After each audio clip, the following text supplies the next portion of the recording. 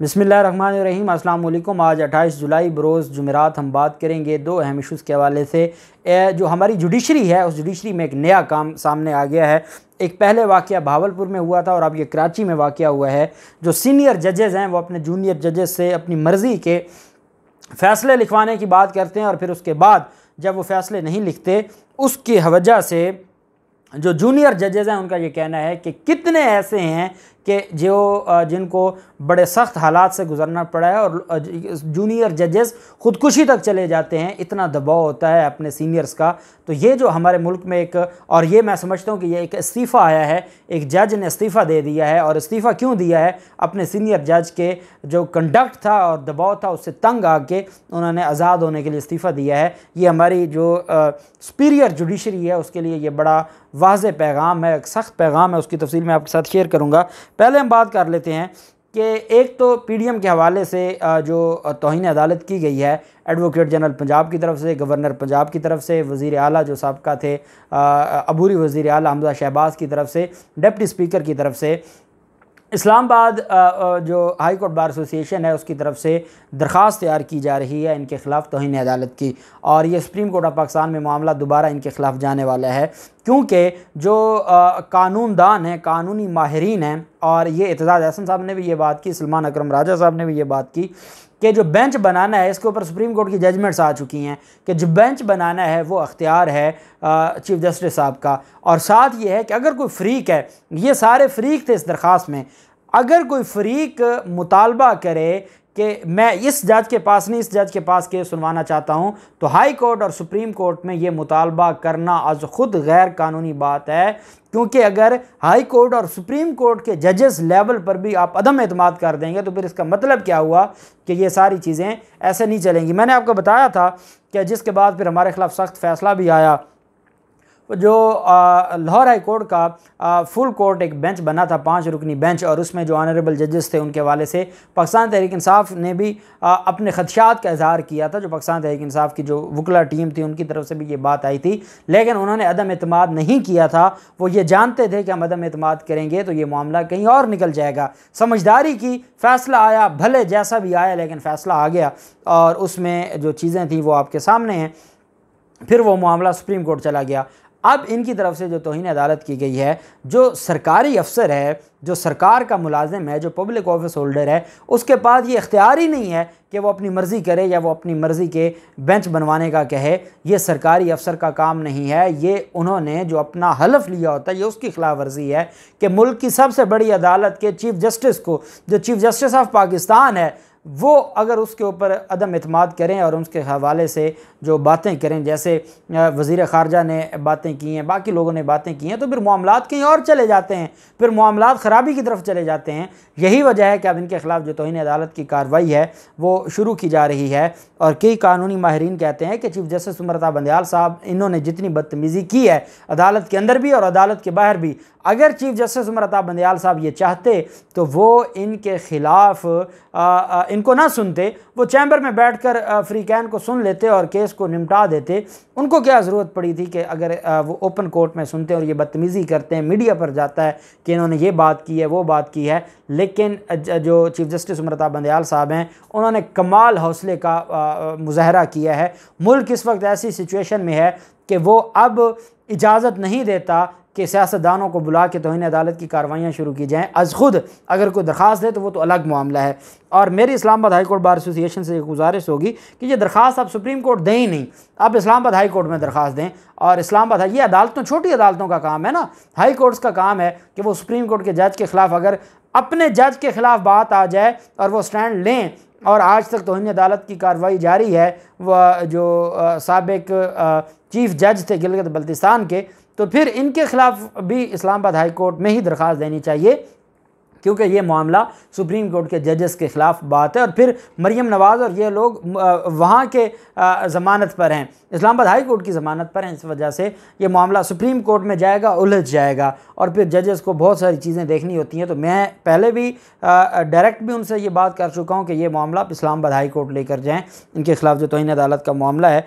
अब दूसरा इनकी तरफ से ये किया गया है, जो ये माफिया है, कल वफाकी काबीना का इजलास था और वफाकी काबीना के इजलास में अदालती इस्लाहात के लिए सुप्रीम कोर्ट बार एसोसिएशन ने एक रेजोल्यूशन पास की जिसमें कहा गया कि चीफ जस्टिस साहब का जो इख्तियार है बेंच बनाना और केस फिक्स करना, ये इख्तियार उनसे वापस लिया जाए और इस पर कानून साजी की जाए।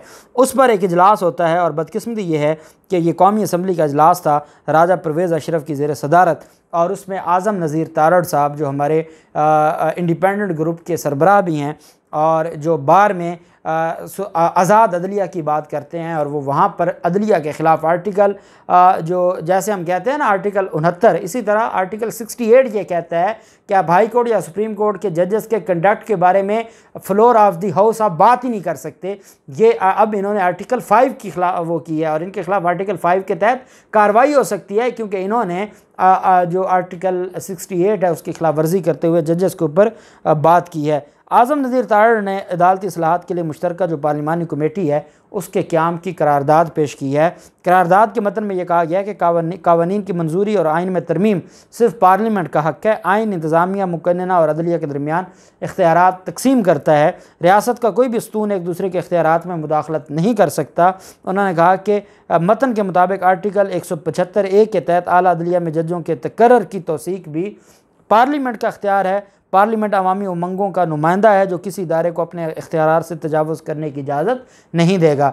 18वीं तरमीम में इन्होंने BA तक की जो ज़रूरत थी पार्लियामेंट का मेंबर बनने के लिए कि BA होना चाहिए, वो BA पास भी ख़त्म कर दिया। अब मैट्रिक पास भी जा सकता है पार्लियामेंट में।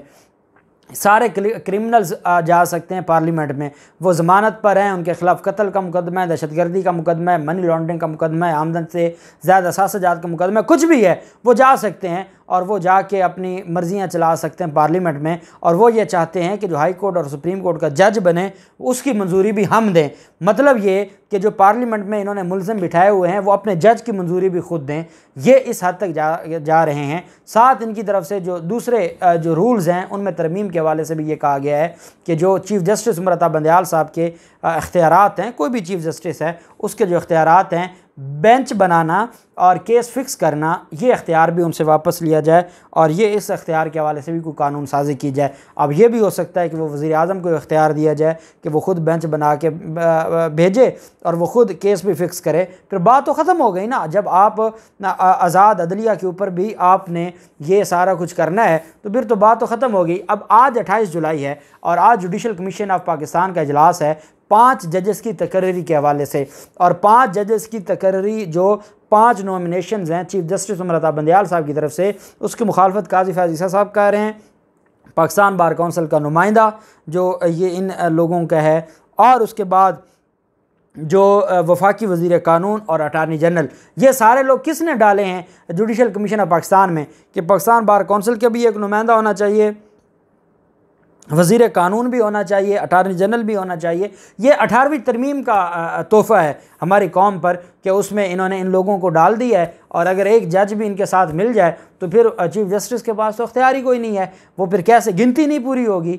तो यही वजह है कि ये अब तमाशा कह रहे हैं और उस तमाशे की वजह से इन्होंने एक दिन पहले ही ब्लैकमेल करना शुरू कर दिया है और उमर अता बंदयाल साहब को ये शो करवा दिया है कि जजेस की तैनाती इतनी आसान नहीं है। Sindh high court bar association की तरफ से भी एक इनकी उसकी तरफ से भी एक करारदाद मंजूर करवाई गई है कि जी हमारे जो चीफ़ जस्टिस हैं और चीफ़ जस्टिस अत्तर मिनल्ला साहब और chief justice Sindh high court बड़े लाइक फाइक आदमी हैं, इनको आप नहीं लेके जा रहे तो ये बड़ी ज़्यादती है। तो ये इनकी तरफ से भी बात की गई। अब मामला आ जाता है और इनसे को पूछे Sindh high court bar association से कि वहाँ पर जजेस की तैनाती का जो तरीक़ाकार था जो सिविल जजेस की, उसके ऊपर सुप्रीम कोर्ट में आज तक केस पेंडिंग है, आज तक आप उसके ऊपर तो नहीं बोले।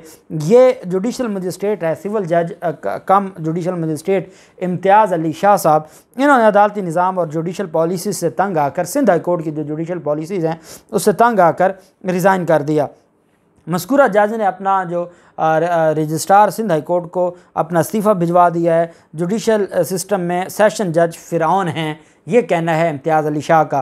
पहले भावलपुर के सिविल जज ने उसके खिलाफ मुकदमा दर्ज हो गया, FIA ने मुकदमा दर्ज कर दिया और वो रात के 12 बजे जाके इस्लामाबाद हाई कोर्ट से ज़मानत अपनी और अपनी बीवी की लेता है कि जी सेशन जज ने मुझे कहा कि ये फ़ैसले करने हैं, मेरी मर्ज़ी से आप इन केसेस का फ़ैसला करें। मैंने सेशन जज की बात नहीं मानी और मेरे खिलाफ मुकदमा दर्ज हो गए, मुझे FIA घर नहीं बैठने देती। उसने लाहौर हाई कोर्ट में अलग दरखास्तें FIA के ख़िलाफ़ दी और पुलिस के ख़िलाफ़ वो इस्लामाबाद हाई कोर्ट गया और वो सेशन जज भावलपुर के ख़िलाफ़ था। वो मामला अभी चल रहा है और यहाँ पे सेशन जज कराची के ख़िलाफ़ ये दरख्वास्त दायर की गई है और ये उन्होंने कहा है कि सेशन जज फ़िरौन बन चुके हैं।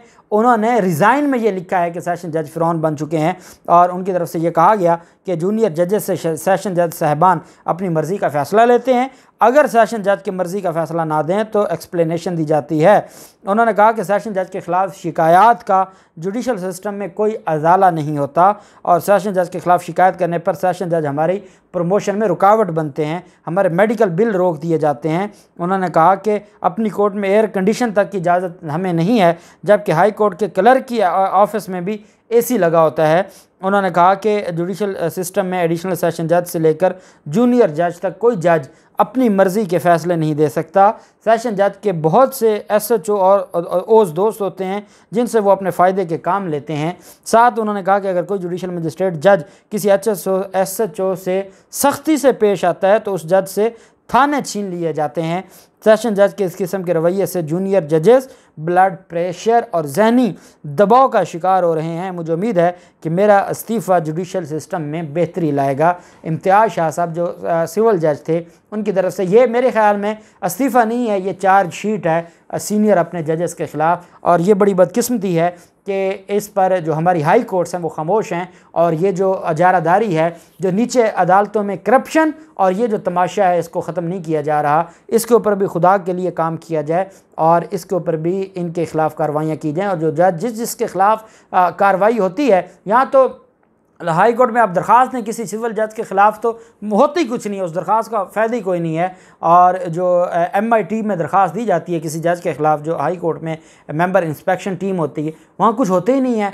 तो ये चीज़ें ख़त्म होनी चाहिए। अल्लाह पाक पाकिस्तान का हामी नासिर हो। बहुत शुक्रिया। अल्लाह हाफ़िज़। पाकिस्तान ज़िंदाबाद।